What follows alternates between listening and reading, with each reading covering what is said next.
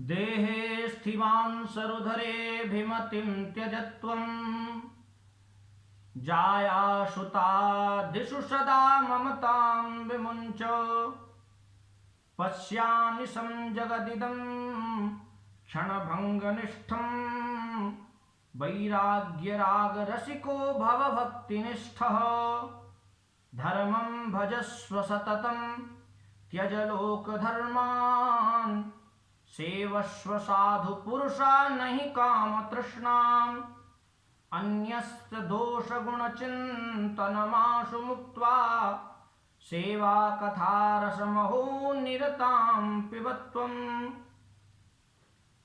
श्री गौकर्ण जी महाराज अपने पिताजी आत्मदेव पंडित जी को समझा रहे हैं। पिताजी ध्यान से सुनिए, जीव को संसार में बांधने की दो रस्सियां हैं। पहली है अहमता और दूसरी है ममता। देह के नातों में ममता और देह के अहमता, इन दो रस्सियों में जीव बंधा हुआ है। यह पांचक भौतिक देह जो पंचायती धर्मशाला है, इस धर्मशाला में कमरा बुक कर लिया है तो आराम से रहो, पर तुम उस पर आधिपत्य स्थापित करने का प्रयास करोगे तो इस आधिपत्य से अपने पथ से भटक जाओगे। यह पांचधेतिक देह क्षितिजल पावक गगन सबीरा पंच रचित यह अधम शरीरा, इन पंच तत्वों से यह पंचायती धर्मशाला अपने अपने अंशदान करके बनाई है। हम लोग प्रेम से रहें, पर हम लोग तो कब्जा ही कर बैठते। कोई एक बार रहने के बाद खाली करना ही नहीं चाहता। इसलिए पिताजी, देह पर बारंबार विचार करने से देहासक्ति छूट जाती है। यह शरीर मांस, मेद, मज्जा, स्नायु आदि से विनिर्मित है। अस्थिस्तंभम स्थाणुबद्धम मांस शोणित लेपितम चर्मावनद्धम दुर्गंधम पात्रम मूल पुरीशयो। ईंट गारे सब भरे पड़े हैं, दीवालों पर बढ़िया डेंटिंग पेंटिंग कर दिया, इसलिए चमक मार रहे हैं। तो यही स्थिति तो इस भवन की भी है, इस देह की भी है। भवन अर्थात इस देह को कह रहे हैं वहां कि जिसमें हम देहात्म बुद्धि किए बैठे हैं, इस नाशवान शरीर को आत्मा मान बैठे हैं। यह पहली रस्सी है। और दूसरी, जाया सुता दिशु सदा ममतां विमुंच। अरे जब देह ही हमारा नहीं तो देह के नाते हमारे कैसे हो सकते हैं? इस संसार के नाते कैसे सत्य और हमारे हो सकते हैं? इसलिए पिताजी, इस ममता को त्याग दीजिए। उन्होंने दृष्टांत से समझाया कि जिस प्रकार से हम ट्रेन में रिजर्वेशन कराते हैं और ट्रेन में अनेकानेक यात्री हमसे मिलते हैं, अनेक यात्रियों से हमारी बातचीत हो जाती है, संबंध बन जाते हैं, लेकिन जब जिस व्यक्ति का स्टेशन आता है तो उसे उतरना पड़ता है। और अगर स्टेशन आने के बाद आपकी टिकट पूरी हो गई है, जहां तक आपका रिजर्वेशन था, अगर आप नहीं उतरेंगे तो टीटी आएगा और धक्का मार के निकालेगा जबरदस्ती कि आपका स्टेशन आ गया है, आपने यहीं तक टिकट करा रखी थी। तो ऐसे ही ये संसार के रिश्ते नाते हैं। संसार के रिश्ते नातों में वो कह रहे हैं कि हम जब संसार में आते हैं तो हमारा कोई संबंध किसी से नहीं होता, लेकिन कुछ समय ही बाद ही पिता, चाचा, बुआ, माँ, भाई, बहन इत्यादि अनेकों संबंध बन जाते हैं। और जब जब जिसका स्टेशन आता रहता है वो चलता रहता है।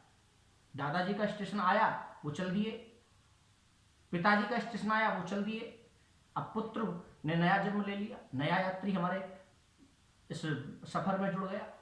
ऐसे ही सबका अपना अपना स्टेशन आता रहता है और चलता रहता है।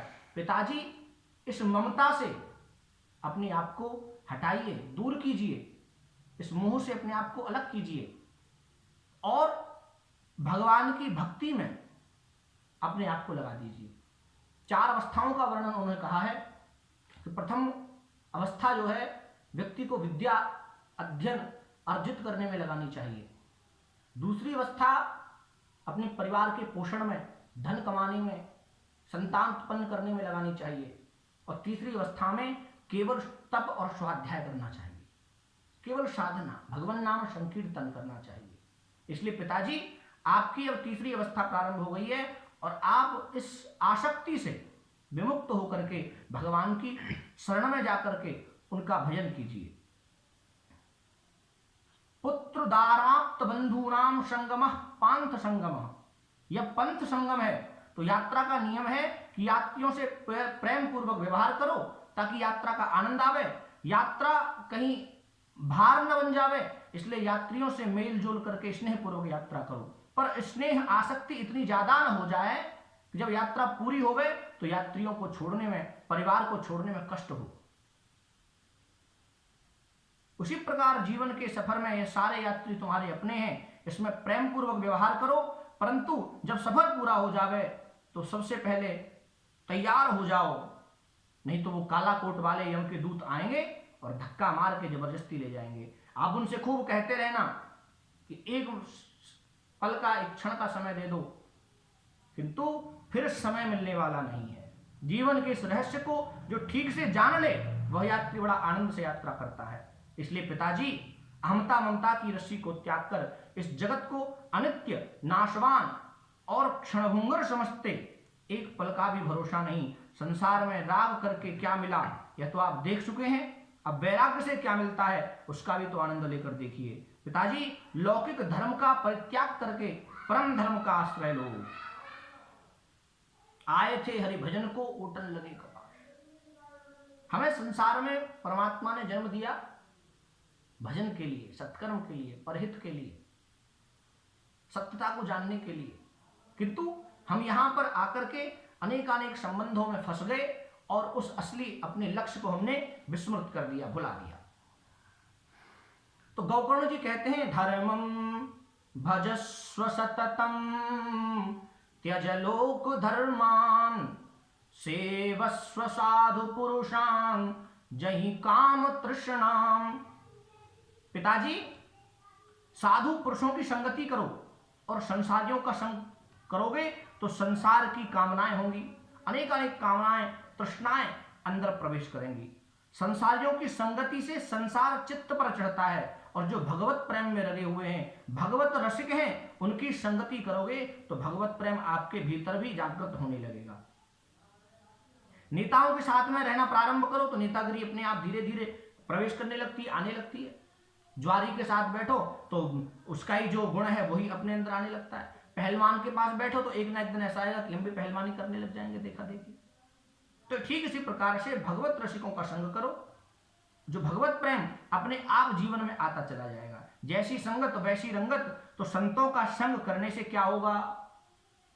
तो संतों का संग करने से भगवान की भक्ति प्राप्त होगी, सत्य का मार्ग प्रशस्त होगा, सत्य का मार्ग मिलेगा, जिसलिए हम संसार में आए हैं। हमने आधा जीवन, अब तक का जीवन केवल नष्ट कर दिया, कुछ कमा नहीं पाए। धन की कमाई तो यही रह जानी है, धर्म की कमाई साथ जानी है, वो एकत्रित करनी है। पिताजी को गौकर्ण जी महाराज ने विरक्तता का उपदेश दिया, वैराग्य का उपदेश दिया कि पिताजी, इस संसार से अपने आप की, अपनी आसक्ति को त्याग दीजिए और भगवान में अपना मन लगाइए। ऐसे ही हम सभी भी भगवत रसिकों का साथ करें, संतों का, महापुरुषों का संग करें, तीर्थों में भ्रमण करें, अपने माता पिता की सेवा करें, अपने मन में विकार न आने दें और अपने उस धाम को, धराधाम को न भूलें जिसमें हमें जाना है। उसकी तैयारी अभी से करते रहें कि एक दिन जो आया है सो जाएगा, राजा रंक फकीर, एक सिंहासन चढ़ चला, एक बांधत जंजीर, सबको जाना है एक दिन। तैयारी करते रहें। मेरा आप सभी से यही निवेदन। जय श्री हरि, राधे राधे।